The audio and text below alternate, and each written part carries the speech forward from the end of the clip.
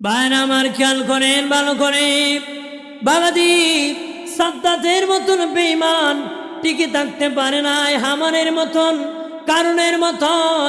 বাবাজি যে সাদ্দাত আল্লাহর সাথে চ্যালেঞ্জ করেছিল, তোর জান্নাতে যাব না, আমি নিজে জান্নাত বানাবো, চ্যালেঞ্জ করিয়া নিজে জান্নাত বানাইছিল বাবা, নিজে জান্নাত বানাইছিল, 12,000 কামরা বানাইছিল রে, 1000 বছর কাজ করিয়া জান্নাত বানাইছিল রে।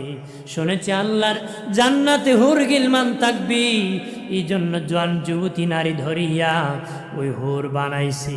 যেদিন ওই জান্নাত উদ্বোধন করবে, ওই জান্নাত যেদিন উদ্বোধন করবে রে, দরজায় যখন গিয়েছে আজরাইল তাকে ধাক্কা মারছে, বলে কে রে? আমি মালাকুল মউত, তোমার রূহ কবজ করতে এসেছি। এই ঘর থাকবি, বাড়ি থাকবি, দোকান থাকবি, আপনি একদিন থাকবেন না, ঠিক না? এটা কিসের মাঠ? মাদ্রাসার মাঠ। কিন্তু আজকে এটা বেহেশতের বাগান। আজকে কি আপনারা যেখানে আছেন সেটা নবীজি বেহেশতের বাগান বলেন নাই, ওই সামিয়ানার নিচেই জান্নাতের বাগান। জোরে বলেন।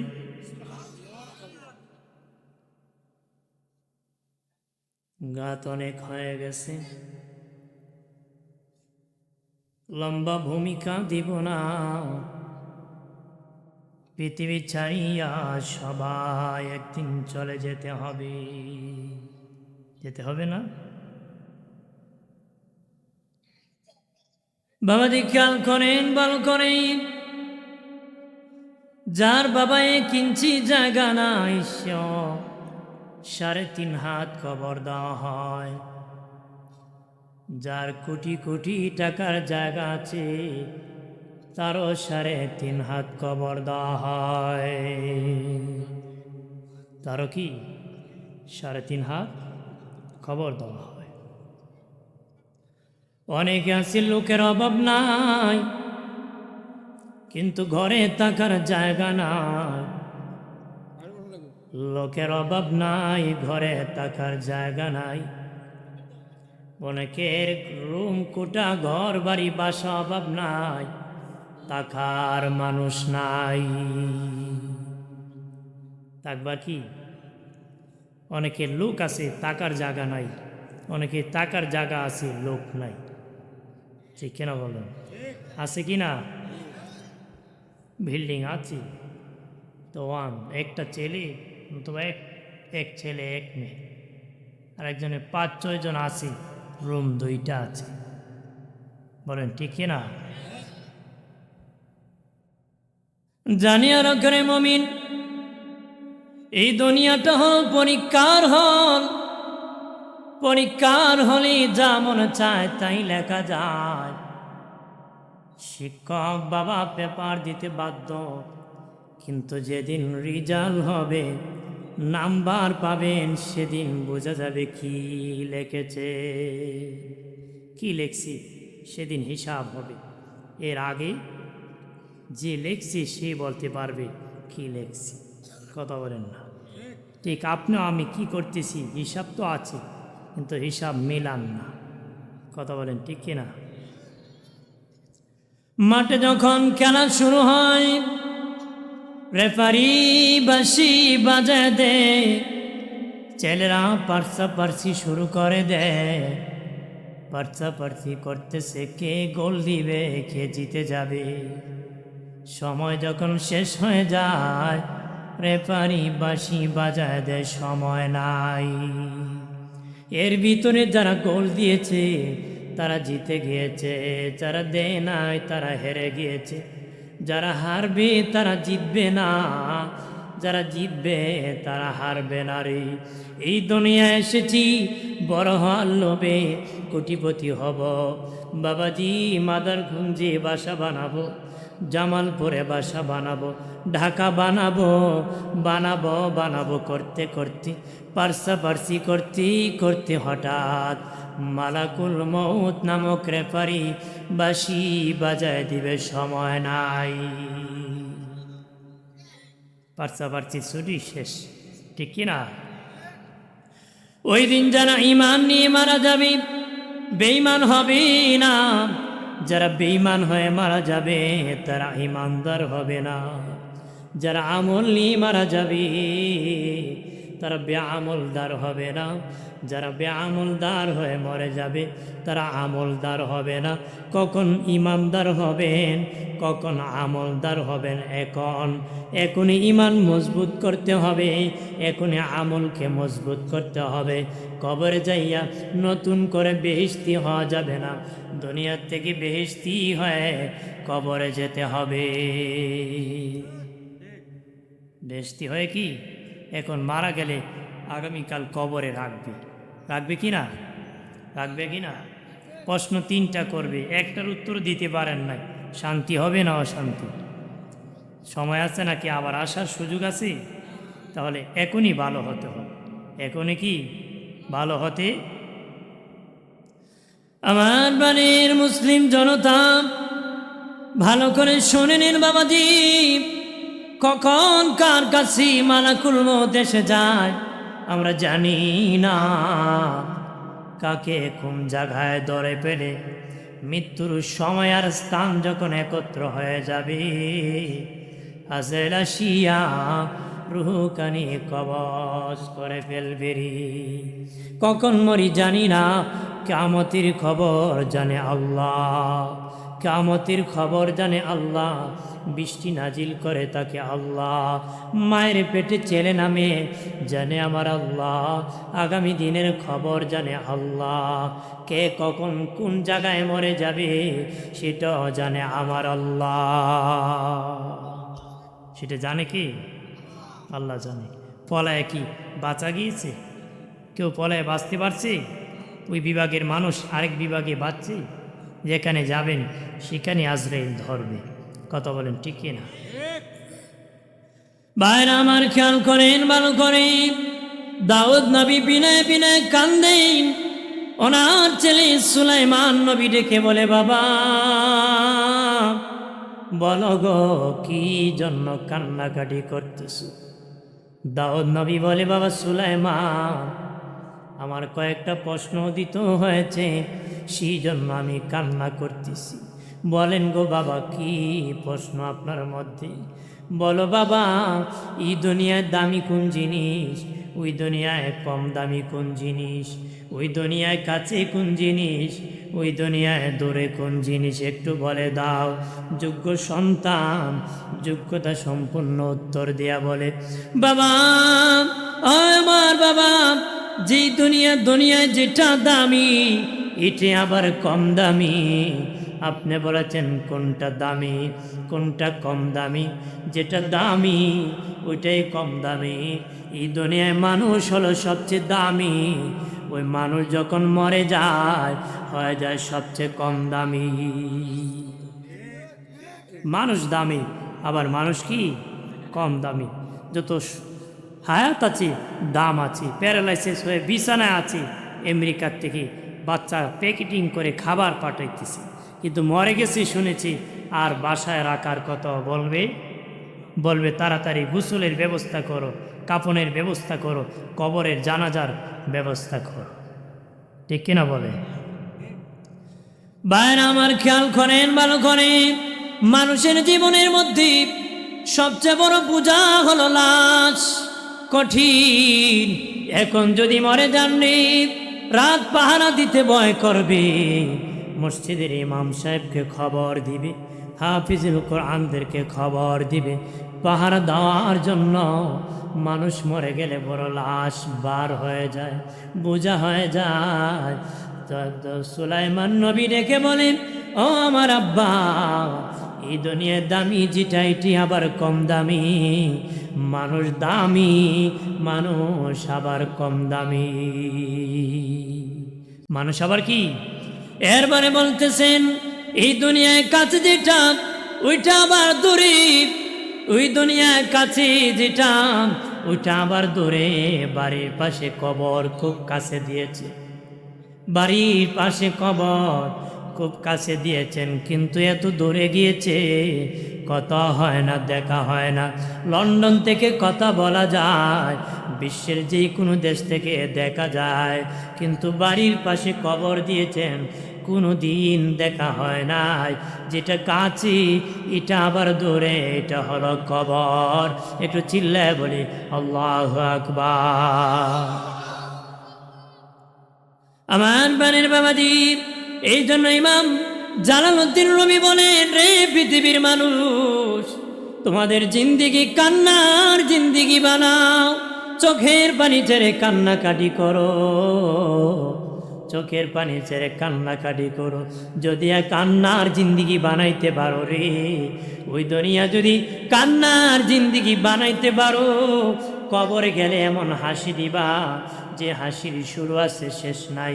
এই দুনিয়া যদি সিটিংবাদী ধোকাবাদী বাবাজি ভণ্ডামি করে জিন্দিগি কাটাও, কবরে গেলে এমন কান্না দিবা যে কান্না আছে শুরু আছে শেষ নাই, শুরু আছে শেষ নাই। ইমাম গাজ্জালি বলেন, লুকিং গ্লাস, আয়নার দিকে তাকাও, সুন্দর চেহারা দেখার জন্য তাকায় না, তাকায় দেখো কালো দাড়ি সাদা হয়ে গেছে, কালো চুল সাদা হয়ে গেছে, চেহারার মধ্যে লবণ্যতা এসে গেছি। তাল গাছে তাল পাকলে গাছে থাকে না, জোনা নাইকেল গাছে থাকে না, পাকনা আম গাছে থাকে না। বান্দা তোর পাকা ধরেছে, এই দুনিয়া তাকার জাগা নারী। এই দুনিয়া কি তাকা জাগা না, যেতে হবে, শেষ বিদায় নিতে হবে। ভাইরা আমার খেয়াল করেন, ভালো করে বাবাজি, সাদ্দাতের মতন বেঈমান টিকে থাকতে পারে নাই, হামানের মতন, কারণের মতন।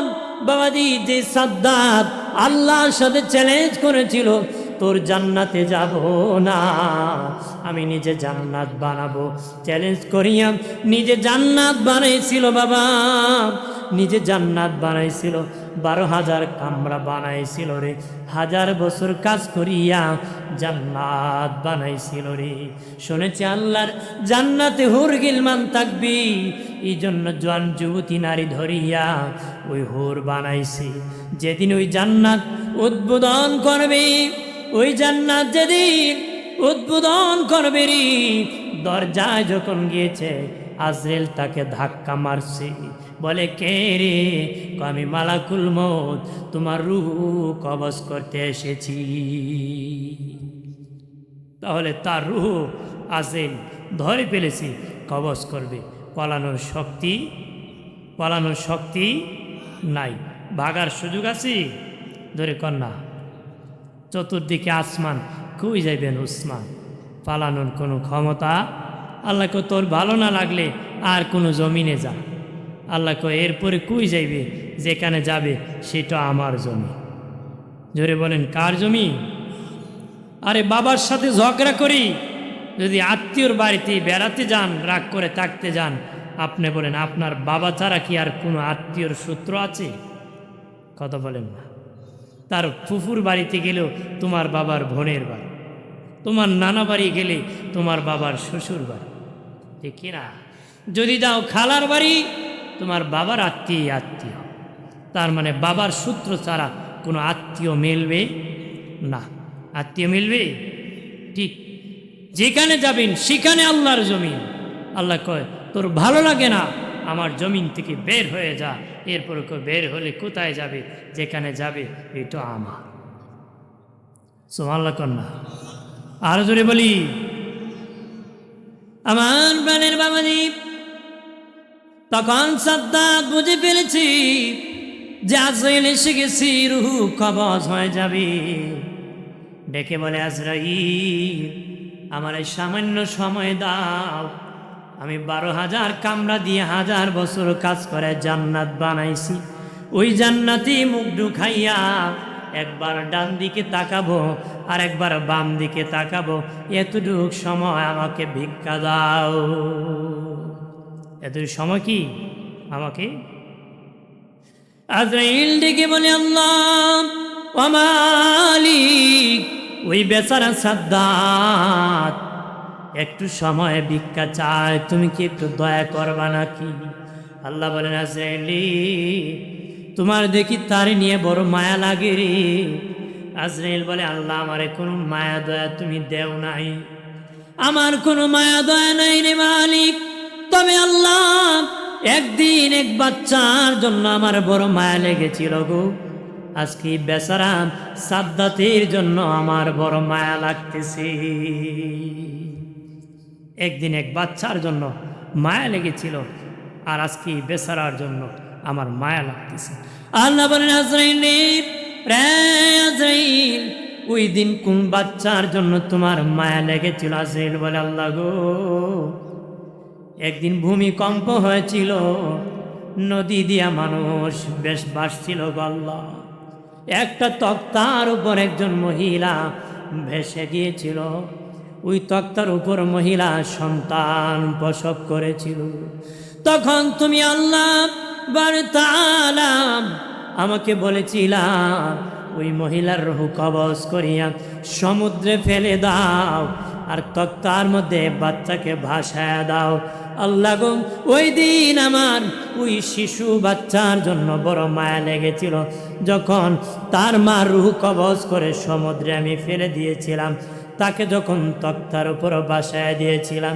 আল্লাহ বলেন আজরাইল, ওই দিন সেই দিন যেদিন তুমি যেই বাচ্চার জন্য মায়া লেগেছিল, সেই বাচ্চাই হলো বেঈমান সাদ্দাত। আমি আল্লাহ তারে আমি জঙ্গলের কিনারে নিয়েছি, সমুদ্রে ভাসায়া একটা বাঘিনী বাচ্চা মরে গিয়েছে, প্রচণ্ড ধূত ছিল তার মধ্যে, তার অন্তরে বাঘের অন্তরে আমি আল্লাহ অন্তরে মায়া দিয়েছি। তখন ওই বাচ্চাকে নিয়ে দুধ পান করাইছে ভাগ, কতদিন খাওয়াইছি জানোনি আজরাইল? 12 মাস পর্যন্ত তার দুধ আমি খাওয়াইছি। আল্লাহ আকবার বলেন না রে আজরাইল।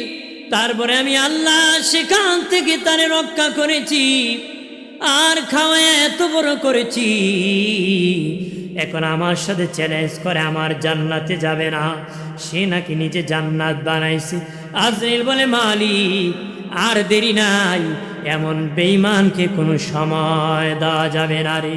এই বেঈমান সাদ্দাত বাঁচতে পারে নাই। বাবাজি খেয়াল করেন ভালো করিয়াম, কেউ বাঁচবেন না, সকলের কাছে একদিন মালাকুল মউত এসে যাবে রে।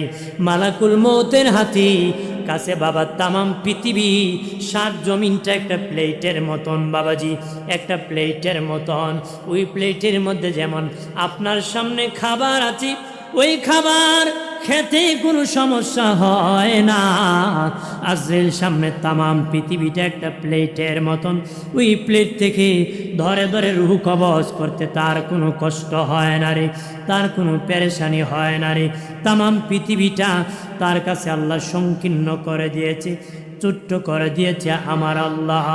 একটা মানুষ মরণের সময় যখন হয়ে যাবে, ইমাম জালালউদ্দিন সুয়ুতি বলেন 500 ফেরেশতা ঝাঁপিয়া পড়ে যায়, নড়াচড়ার ক্ষমতা নাই, দৌড়াদৌড়ের ক্ষমতা নাই। আর বলেছেন কিতাবের মধ্যে রুহুটা 80 জায়গা দিয়ে পলাইতে চায়, রুহু 80 জায়গা দিয়ে পলাইতে চায়। এমন ভয়ঙ্কর মরণ যন্ত্রণা বাবাজি, এত ভয়ঙ্কর মরণ যন্ত্রণা রে। রুহ কবজ যখন করতে চায়, হাত দিয়ে কবজ করতে চায়, হাত ডেকে বলে আজরাইল আজরাইল। ওই হাত দিয়ে আল্লাহর কোরআন ধরেছি, ভালো কাজ করেছি, মসজিদ ঝাড়ু দিয়েছি, মাদ্রাসার কাজ করেছি রে, সত্য লিখেছি। আমার হাত দিয়ে রূহ কেমনে কবজ করবে? চাবে পা দিয়ে, পা বলবে না। ওই পা দিয়ে মসজিদে হাঁটিয়ে হাঁটিয়ে গিয়েছি, মাহফিলে গিয়েছি আজরাইল। ওই পা দিয়ে রূহ কবজ করতে পারবা না।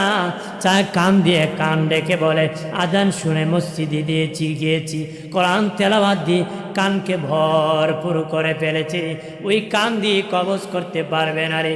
ঠিক আজরাইল দৌড়াইয়া আমার আল্লাহ পাহাড়ে তাআলার কাছে যায় বলবে মালিক তোমার বান্দার রূহ কোনো দিকে কবজ করতে পারতেছি না। আল্লাহ বলবেন, রে আজরাইল যাও যাও, আমি আল্লাহর ইসমে জাতের নাম আল্লাহ আমার বান্দার চোখের সামনে ধরো। আমার বান্দার চোখের সামনে যখন ধরবা, আমার বান্দা ওই নামের সাথে পানা হয়ে যাবে, বেহুশ হয়ে যাবে, আমার দিদারের জন্য পাগল হয়ে যাবে, সাথে সাথে তার রূহ কবজ হয়ে যাবে। আর দূরে বাইরে আমার খেয়াল করেন, ভালো করে। আরেকজন বেঈমান নাফরমান হারামখোর সুদখোর ঘুষখোর তার রূহ যখন কবজ করতে যাবে, বাবা টাস টাস করে বাবা আওয়াজ শব্দ শুরু হয়ে যাবে, এমনকি প্রস্রাব পায়খানা পর্যন্ত করে দিবি। মরণ যন্ত্রণা বড় কঠিন যন্ত্রণা। হযরত ঈসা নবীর মা মরিয়মের রূহ যখন কবজ করতে আজরাইল এসেছিল, ঈসা নবী পাশে নাই। মরিয়ম আলাইহিস সালাম আজরাইলকে বলে, আজরাইল একটু সময় দিবানি, আমার ঈসা বাজারে গেছে, আসার পরে রূহ কবজ করবারি। আজরাইল ডেকে বলে, ও ঈসা নবীর মা, না না, সময় দেওয়া যাবে না, সাথে সাথে রূহ কবজ করেছি। ঈসা নবী বাড়ি আসিয়া মা মা বলে ডাকতেছে, মা কোনো জবাব দেয় না। মা ইন্তেকাল হয়ে গেছে, বিবি মরিয়ম ইন্তেকাল হয়ে গেছে। আল্লাহকে বলেন, ও মালিক, আমার বাবা মরে গিয়েছে, আমার মা মরে গিয়েছে, আমি ছিলাম না, কেমনে আমার মার রূহ কবজ করেছে আমি একটু দেখব, আমার মাকে জিন্দা করে আমি জিজ্ঞাসা করব।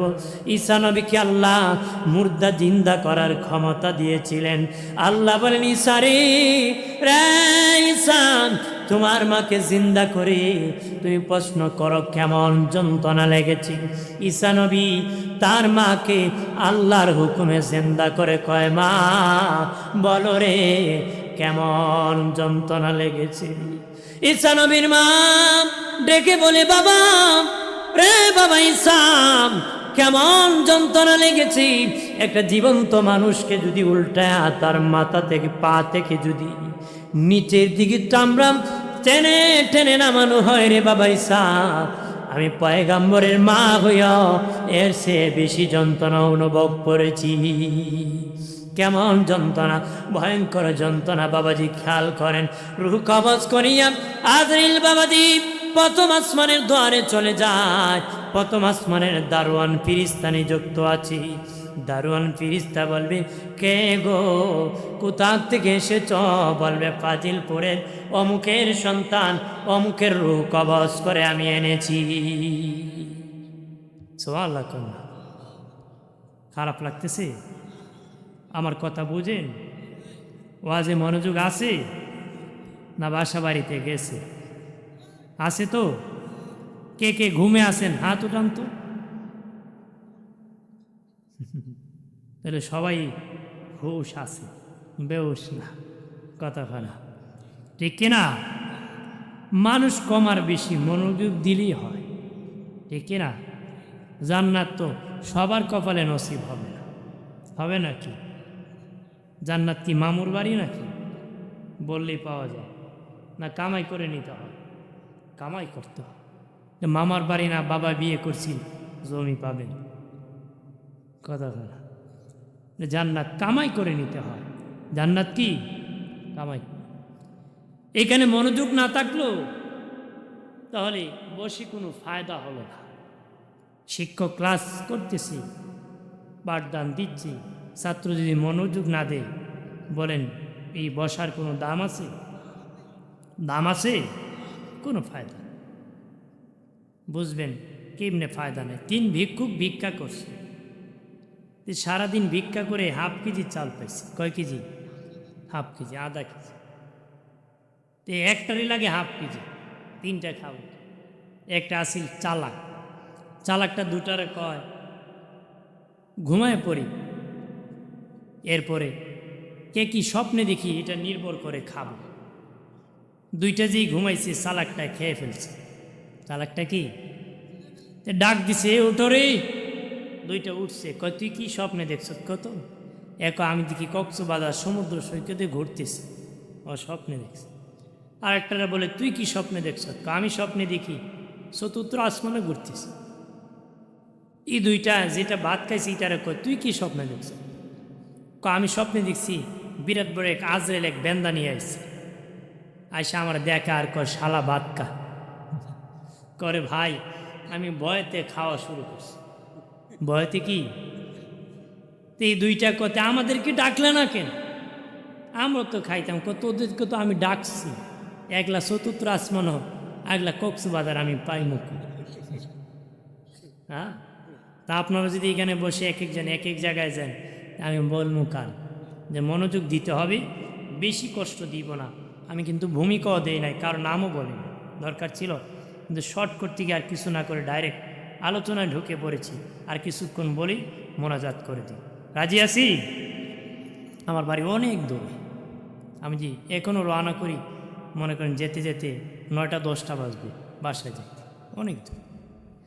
আমার প্রাণের বাবাজি খেয়াল করেন ভালো করেই, ওই আসমানের প্রথম আসমানের দরজা যখন আজরাইল যাবি, ফেরেশতা ডেকে বলবে আজরাইল আমার কাছে লিস্টি খাতা আল্লাহ দিয়েছি, যদি জান্নাতি হয় অনুমতি আছে, জাহান্নামী হলে অনুমতি নাই।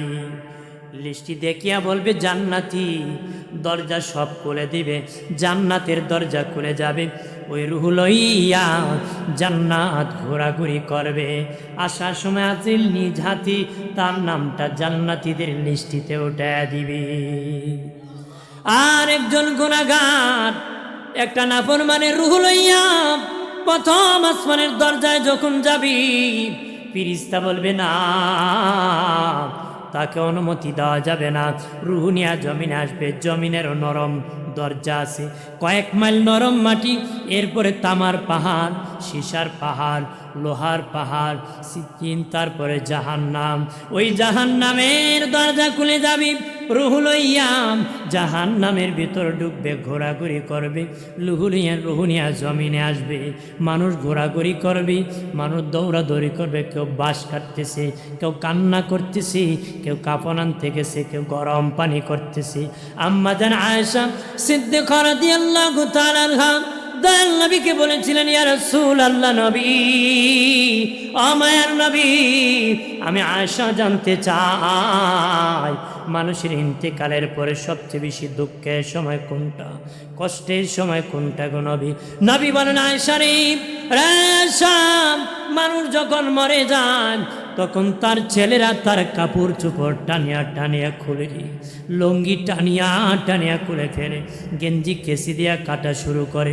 ওই রুহ চিৎকার দিয়া বলে, বাবা আলমিরাতে কত গেঞ্জি আছে রে, কত লুঙ্গি আছে, কত গেঞ্জি আছে, বাবা তো আর জীবনে পরব না রে, কিছুক্ষণ সময় আমাকে পড়তে দাও, কিছুক্ষণ আমার এই জামা দিয়ে পড়তে দাও, কারণ আমাকে সেলাইবিহীন কাপড় পরাবা, কিছুক্ষণ আমার লুঙ্গিটা আমাকে পরতে দাও। দিনে নবী বলেন, আয়েশা রে, আয়েশা, পৃথিবীর কেউ মানে না, টানিয়া টানিয়া সব কাপড় চোপড় খুলে ফেলে রি। এটা হলো ইন্তেকালের পর 1 নম্বর যন্ত্রণা। আয়েশা বলেন, নবী, আমার নবী, 2 নম্বর যন্ত্রণা কোনটা নবী বলেন? যখন উঁচু জায়গার থেকে নিচু জায়গায় লাশটা নামায় দেওয়া হয়, যখন তার কাঠ থেকে যে কাটে সারা জীবন সে ঘুমায় কাটাইছে, ওই খাট থেকে যখন নামায় দেওয়া হয়, মুর্দার রূহ চিৎকার করে করে বলে, রে আমার বাবা, সন্তানেরা, আমি জীবনে আর কোনোদিন ওই খাটে ঘুমাবো না। মা হলে মেয়েকে ডেকে বলে, মেয়েরে, আমি মার জীবনে এই বিছানায় ঘুমাবো না, কিছুক্ষণ সময় আমাকে ঘুমাইতে দাও, এই বিছানায় থাকতে দাও। দিনে নবী বলেন, আয়েশা রে, পৃথিবীর কেউ মানে না, ওই খাট থেকে নামায় দিবি। ইন্তেকালের পরে এই হলো 2 নম্বর যন্ত্রণা। একটু চিল্লায় বলে আল্লাহু আকবার।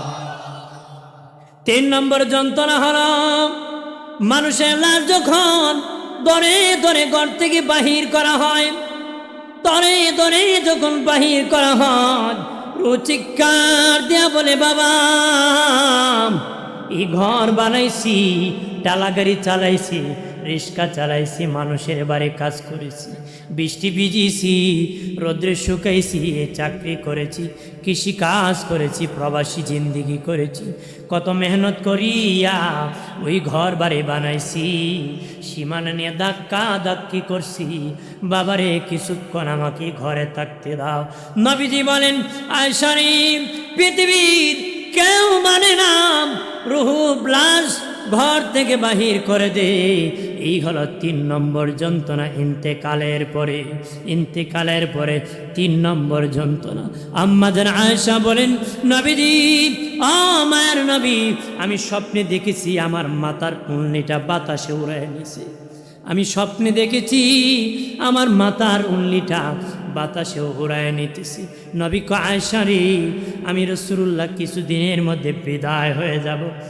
আমি তোমাকে ছায়া দিয়ে রেখেছি, আমি তোমার গার্জেন ছিলাম, আমি বিদায় হয়ে যাব, এই জন্য দেখেছো তোমার মাথা নুন্নিটা উড়ায় নিয়ে গেছে।